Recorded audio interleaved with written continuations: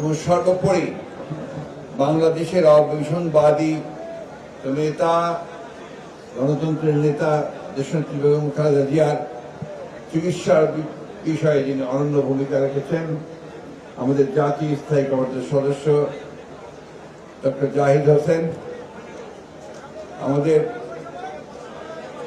কেন্দ্রীয় নেতৃবৃন্দ, এখানে আমাদের সঙ্গে উপস্থিত আছেন দেশনেত্রী বেগম খালেদা জিয়ার বিশেষ সহকারী শিমুল বিশ্বাস সহ কেন্দ্রীয় নেতৃবৃন্দ, এবং এখানে কেন্দ্রীয় শ্রমিক নেতৃবৃন্দ, গাজীপুর জেলা মহানগরের বিএনপি অঙ্গ সংগঠনের সমূহ নেতৃবৃন্দ, শ্রমিক দলের নেতৃবৃন্দ এবং গাজীপুরের এই অঞ্চলের বিশেষ করে কালিয়াকৈর এবং আপনার এই আশুলিয়া কোরাবাড়ি এলাকার প্রিয় শ্রমিক ভাই ও বোনেরা, আসসালামু আলাইকুম। আমরা আজকে একটা বিশেষ প্রয়োজনে আপনাদের সামনে এসেছি। আমরা এখানে কোনো জনসভা করতে আসিনি। আজকে আমরা দেশের একটা অত্যন্ত গুরুত্বপূর্ণ সময়ে আপনাদের কাছে একটা কথা বলতে এসেছি। সেই কথাটা হচ্ছে যে আপনারা সবাই জানেন, আমরা সবাই জানি যে আমরা দীর্ঘ 14-15 বছর ধরে সংগ্রামের পরে আমরা এই দুঃশাসন থেকে, ফ্যাসিবাদের হাত থেকে মুক্তি পেয়েছি, তাই না? হাসিনা থেকে মুক্তি পেয়েছি আমরা। খুশি হন নাই? সবাই খুশি হয়েছেন? জোর পাওয়া যায় না, কথায় জোর নাই।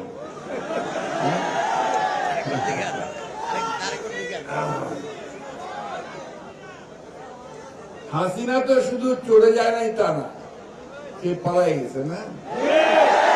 আপনারা খুব বড় স্লোগান দেন, পলাইছে পলাইছে।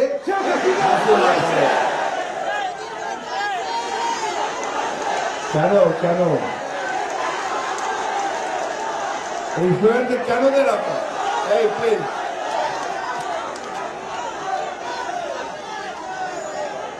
কারণ এই শেখ হাসিনা দীর্ঘ 14-15 বছর ধরে এই বাংলাদেশের মানুষের উপর অত্যাচার নির্যাতন করে,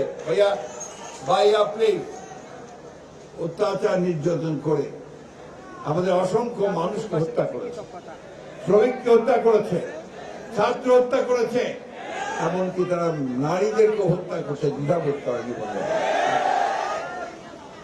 নিজে ক্ষমতায় থাকার জন্য প্রধানমন্ত্রী থাকবে, এই কারণে সে বাংলাদেশের সমস্ত রাষ্ট্র ব্যবস্থাকে ধ্বংস করে দিয়েছে। কি দিয়ে ধ্বংস করার চেষ্টা করছে? এই সরকারের যে আপনার আমাদের রাষ্ট্রের, বাংলাদেশের রাষ্ট্রের যে বিভিন্ন প্রতিষ্ঠানগুলো আছে, বিশেষ করে পুলিশ বাহিনী, তাকে ব্যবহার করছে, তাই না? তাকে ব্যবহার করে, তাকে দিয়ে গুলি করে হত্যা করে, মিথ্যা মামলা দিয়ে জেলে নিয়ে গিয়ে নির্যাতন করে, অকথ্য অত্যাচার করে বাংলাদেশের মানুষকে একটা ভীতির রাজত্বে নিয়ে গেছে, তাই না? তাই সে যখন ছাত্র শ্রমিক জনতার আন্দোলনের মধ্যে দিয়ে পালিয়ে গেছে, তখন এই দেশের মানুষ হাফ ছেড়ে পাচ্ছে। এখন যাই হোক, আমাকে দম ফেলতে পারতেছি তো না, রাত্রে একটু আরাম করে শুতে পারতেছি না, তো খালি মনে হয় এই বোধহয় পুলিশ আসলো, এই মানে আওয়ামী লীগের সন্ত্রাসীরা আসলো, তাই না? ঠিক কিনা বলেন? ওই জায়গা থেকে বের হয়ে আসছি তো, এই জন্যই মানুষ একটু আনন্দ করে বলে পলাইছে পলাইছে শেখ হাসিনা। বন্ধুগণ, এই যে শেখ হাসিনা পলাইছে এটা ঠিক, কিন্তু তার যে প্রতাপটা, ভূত, সেই ভূতগুলো এখন এই দেশের মধ্যে আছে। তারা ভুলতে পারে না, তারা এখানে যে চুরি চামারি দুর্নীতি লুট করে যে সাম্রাজ্য গড়ে তুলছিল, দেশের বাইরে সম্পদ পাঠিয়ে দিয়ে অসংখ্য সম্পদ তৈরি করছে, দেশের ভিতরে তারা বিরাট বিরাট বাড়ি ঘর তৈরি করে, খামার তৈরি করে, ব্যবসা বাণিজ্য তৈরি করে লুটে নিয়েছে পয়সা। ওই যারা করেছে তারা এটা ভুলতে পারে না। তারা ভাবে আবার যদি শেখ হাসিনাকে ফিরে আনতে পারতাম, তা আবার লুট করতে পারতাম। সেই জন্য তারা বিভিন্ন জায়গায় দেশের বিভিন্নভাবে ষড়যন্ত্র করছে। সবচেয়ে বড় ষড়যন্ত্র চক্রান্ত তারা করছে কোথায়? এই শিল্প এলাকাতে, তাই না বন্ধুগণ? যে এলাকাতে এই শিল্প বিশেষ করে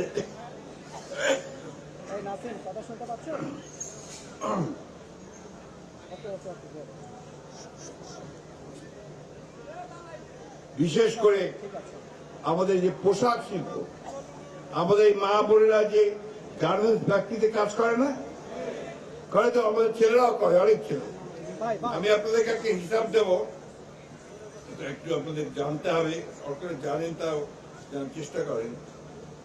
আমাদের 2023 সালে বাংলাদেশ থেকে আমরা যত রপ্তানি করেছি তার মধ্যে শতকরা 85% এসেছে আপনার এই পোশাক খাত থেকে, এবং এই পোশাক খাত থেকে আমাদের আয় হয়েছে $47.38 বিলিয়ন, অর্থাৎ বাংলাদেশি টাকাতে 5,66,73,000 টাকা, 73,000 কোটি টাকা। অর্থাৎ এইটাই হচ্ছে মূল আমাদের যে আয়, বাইরের থেকে যে ডলার আমরা আয় করি।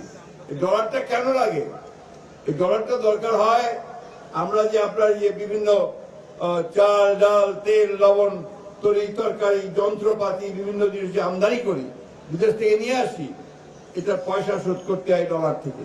এটা যার যত বেশি থাকে, রিজার্ভে থাকে, সেই অর্থনীতি তত শক্তিশালী হয়। তার প্রধান কাজ হচ্ছে আপনার এই গার্মেন্টস ফ্যাক্টরি, গার্মেন্টস থেকে আমরা সেটা পাই। আমাদের প্রায় 50,17,652 জন শ্রমিক এখানে কাজ করে। 50,17,652 জন শ্রমিক। এখন ভাবেন, এই খাতটাকে, এই গার্মেন্টস ফ্যাক্টরিগুলোকে যদি ক্ষতি করা যায়, তাহলে বাংলাদেশের অর্থনীতি ঠিক থাকবে? আর কারা করতে চায়? যারা জোর করে আবারও সেই লুটপাট করতে চায়, তাই না? আর সেই সঙ্গে আরো একটা শক্তি আছে, এটা বাইরের শক্তি। তারা ভাবে যে যদি বাংলাদেশের এই খাত থেকে আমরা নষ্ট করে দিতে পারি, তাহলে আমাদের খাত বাড়বে, আমাদের দেশের গার্মেন্টস বাড়বে, আমরা লাভবান হব, তাই না? সেটা কারা আপনারা বুঝতেই পারেন। পাশের দেশের বিভিন্ন ভাবে আছে না যারা আমাদের ভালো দেখতে পারে না, তারা এই কাজটা করার জন্য উঠে পড়ে লাগছে। আর সেই সঙ্গে যোগ দিয়েছে কে? হাসিনা গিয়ে ওই ভারতেই যোগ দিয়েছে, তাই না? ভারতেই বসবাস করতেছে। আমরা বারবার করে বলেছি, ভারতের কাছে অনুরোধ করেছি যে আপনারা এমন একজন খুনি কে জায়গা দেবেন না, গণহত্যা যে করেছে তাকে জায়গা দেবেন না, যে আমাদের বাংলাদেশের গণতন্ত্র ধ্বংস করেছে, মানুষকে খুন করেছে এবং অনেক গণহত্যার আসামি হয়েছে, তাই না?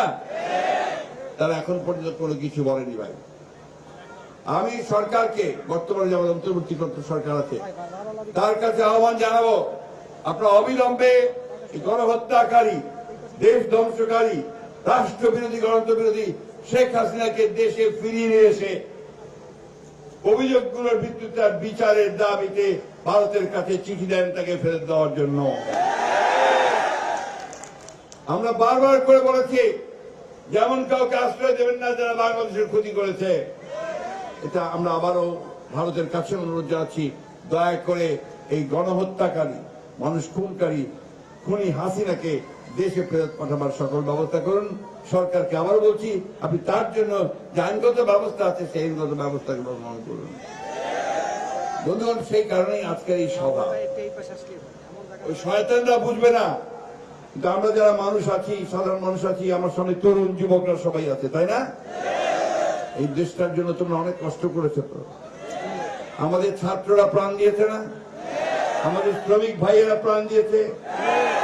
আমার একটা হিসাবে, প্রথম আলোর প্রথম যে হিসাব, তাতে আমি যে আপনার ওই যারা আহত হয়েছে, বুলেটে আহত হয়েছে, বিভিন্নভাবে ক্ষতিগ্রস্ত হয়েছে, গুলিতে আপনার পুলিশের, আমি হাসপাতালে দেখতে গিয়েছিলাম, পোস্টবু হাসপাতালে।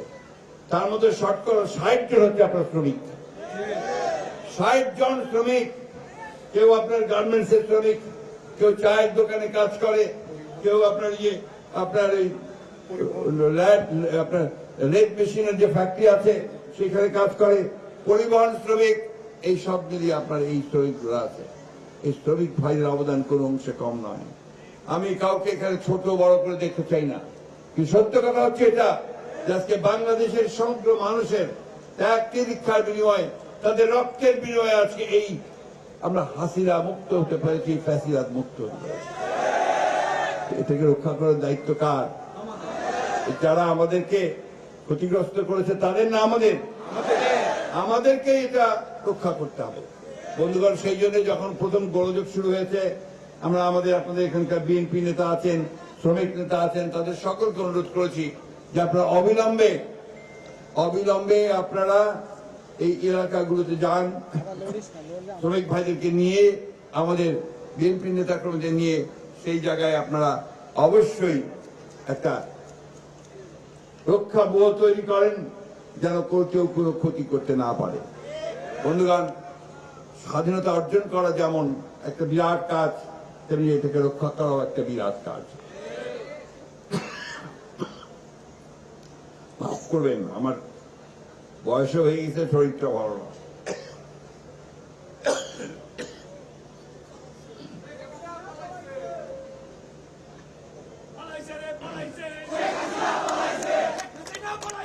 আচ্ছা, ঠিক আছে, এখন থাকেন।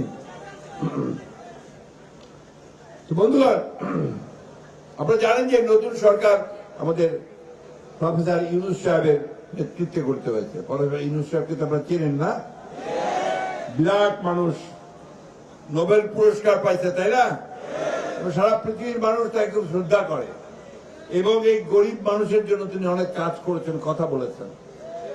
তার গ্রামীণ ব্যাংক, তার এই সাধারণ মানুষের জন্য যে মাইক্রো ক্রেডিট, সব মিলিয়ে তিনি গোটা পৃথিবীর মানুষের কাছে খুবই একজন শ্রদ্ধেয় মানুষ। তিনি দেশের কয়েকজন বিশিষ্ট ব্যক্তিকে নিয়ে একটা সরকার গঠন করেছেন। আমরা এটাকে বলছি অন্তর্বর্তীকালীন সরকার, তাই তো? এই অন্তর্বর্তীকালীন সরকারকে আমরা দায়িত্ব দিয়েছি যে আপনারা খুব অল্প সময়ের মধ্যে এই যে আওয়ামী লীগ যে জঞ্জাল সৃষ্টি করেছে 15-16 বছরে, এই জঞ্জালগুলোকে দূর করে দিয়ে একটা পরিবেশ তৈরি করেন যেখানে সমস্ত রাজনৈতিক দলগুলো তারা একটা নির্বাচন করতে পারবে এবং অবাধ সুষ্ঠু নির্বাচন হবে। এই দায়িত্বটা তাকে আমরা দিয়েছি এবং তিনি সেটা নিয়ে কাজ শুরু করেছেন। তাকে আমরা সহযোগিতা করছি। আমাদের নেতা যারা তারেক রহমান সাহেব একইভাবে কথা বলেছেন। আমাদের দলের চেয়ারপারসন দেশনেত্রী বেগম খালেদা, তিনি প্রথম যে বক্তব্য, মুক্ত হওয়ার পরে তিনি হাসপাতাল থেকে যে বক্তব্যটা দিয়েছিলেন, তিনি কি বলেছিলেন? তিনি আপনাদের প্রতি ধন্যবাদ জানিয়েছেন, কৃতজ্ঞতা জানিয়েছেন। আরেকটা কথা খুব পরিষ্কার করে বলেছেন যে ধৈর্য ধারণ করবেন, যারা অন্যায় করেছে, খুন করেছে, তাদের প্রতিহিংসা রাজনীতি তাদের সঙ্গে করবেন না। কারণ প্রতিহিংসা বাড়ায়, সমাজে অস্থিতিশীলতা সৃষ্টি করে।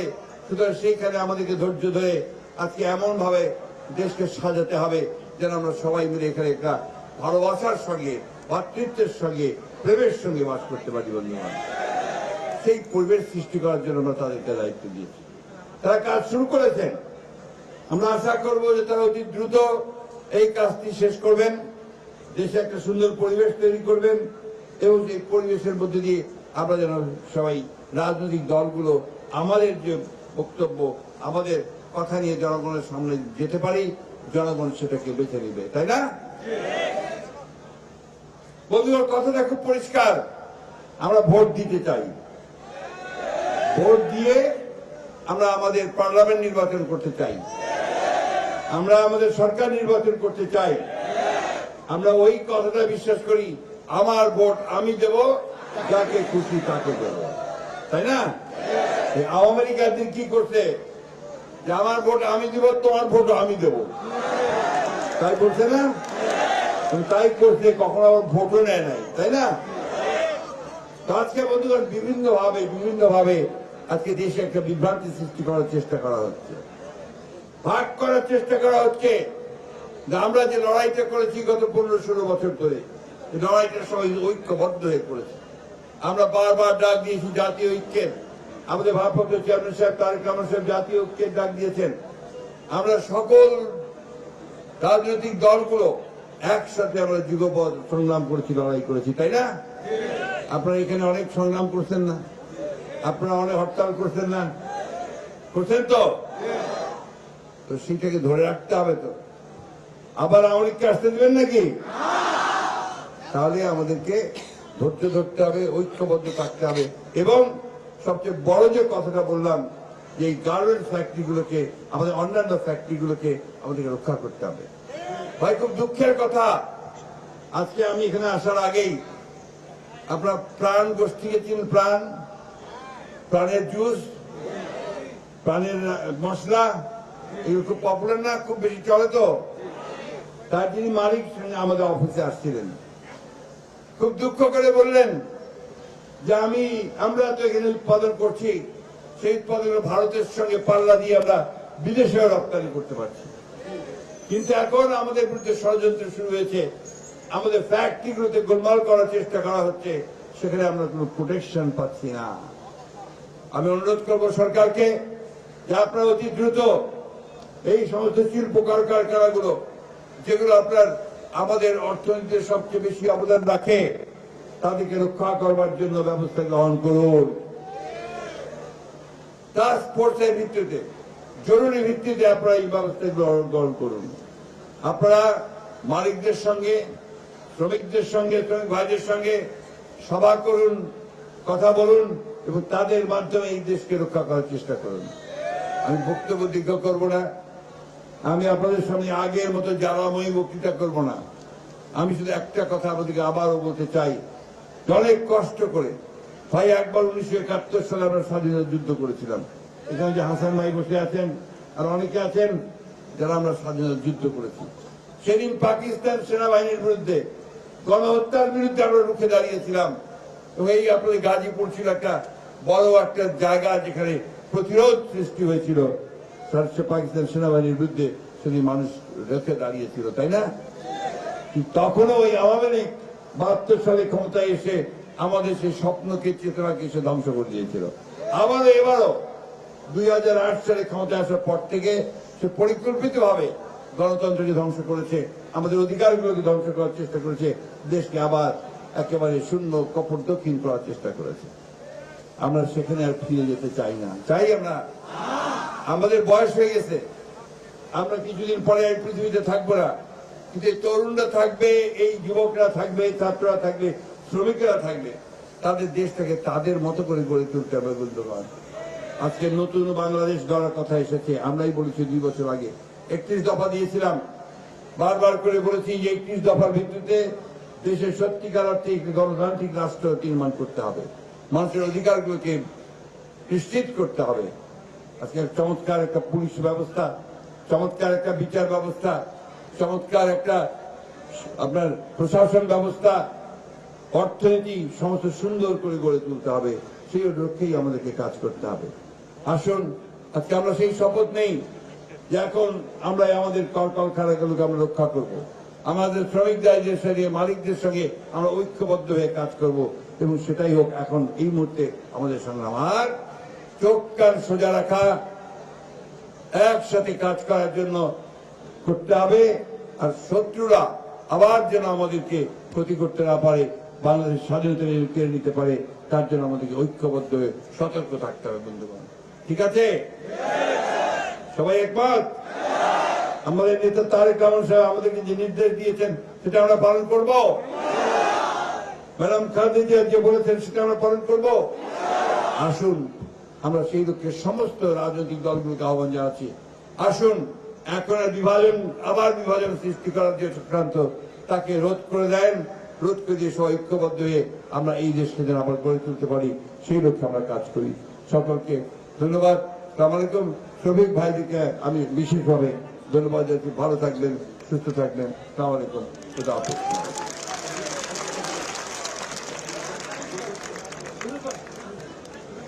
সম্মানিত নেতৃবৃন্দ, প্রিয় উপস্থিতি, আমাদের আয়োজন কমিটির পক্ষ থেকে ছোটখাটো ভুল ত্রুটির জন্য ক্ষমা চেয়ে আজকের এই অনুষ্ঠান সফল করার জন্য সভাপতির অনুমতি ক্রমে সমাপ্তি ঘোষণা করার ধন্যবাদ। আসসালামু আলাইকুম।